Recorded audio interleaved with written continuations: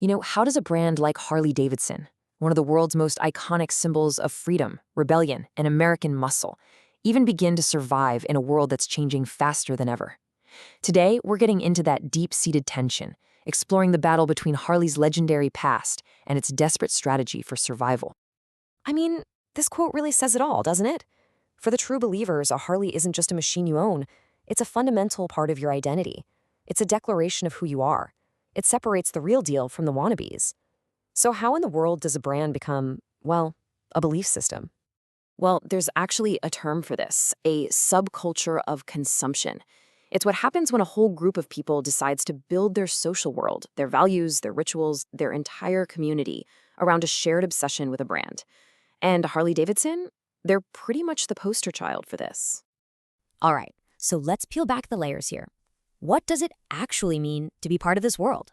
What are the core beliefs that hold this whole thing together? You can really boil the brand's DNA down to 4 core values. First up, personal freedom.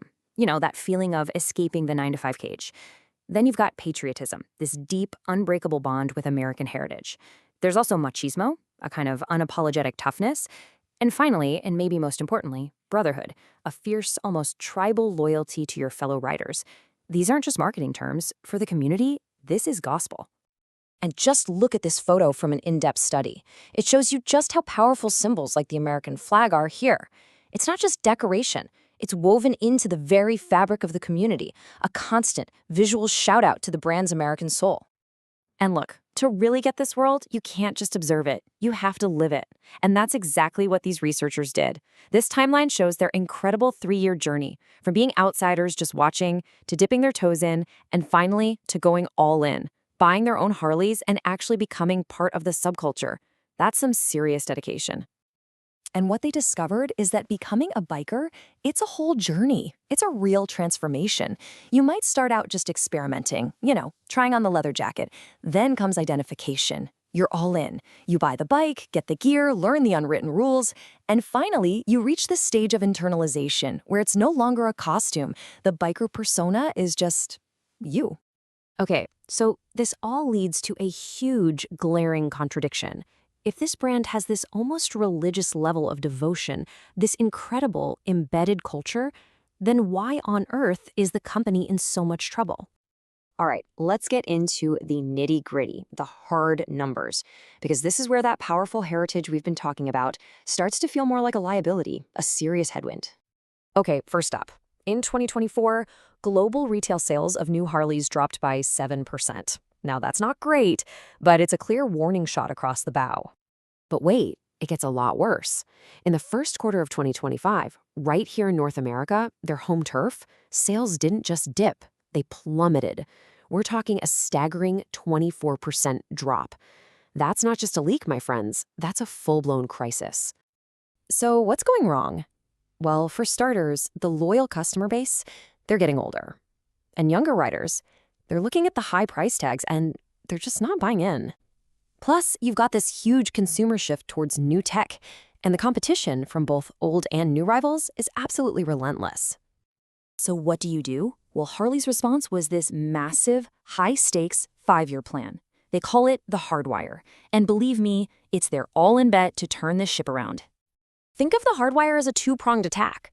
On one hand, they're doubling down on what's always made them money, the big, beefy, profitable bikes that their core audience absolutely loves. But on the other hand, and this is the wild part, they're pouring a ton of money into a completely electric future. And you can see that balancing act perfectly right here. They're trying to keep the lights on with their core business, while at the same time funding these new adventures into different kinds of bikes, and of course, pouring massive resources into their all-electric brand Livewire. Yeah, Livewire is the big one. It's the moonshot. This isn't just a new bike. It's a whole new brand, built from the ground up, designed to lead the charge in the electric motorcycle revolution. This is what Harley thinks the next 100 years looks like. But as you can see, it's a massive gamble.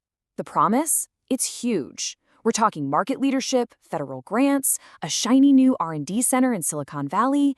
But the reality on the ground? Oof, people just aren't buying them that fast. The division is bleeding cash, over $20 million a quarter.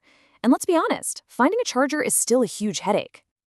So, this all brings us to the heart of the matter, the final conflict.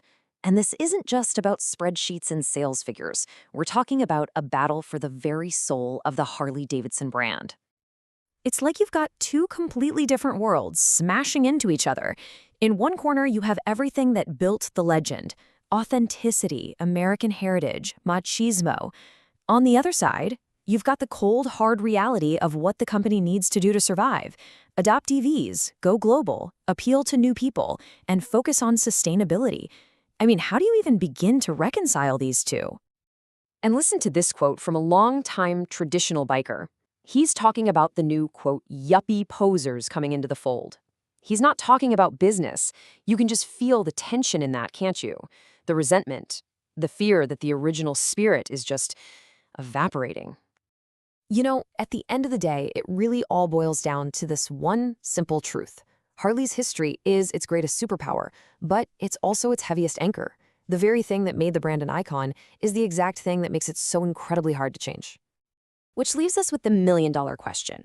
For a brand that was literally built on the thunder of a V-twin engine, on a legacy of pure, uncut rebellion, is a silent electric future a brilliant act of evolution, or is it a betrayal of everything it ever stood for?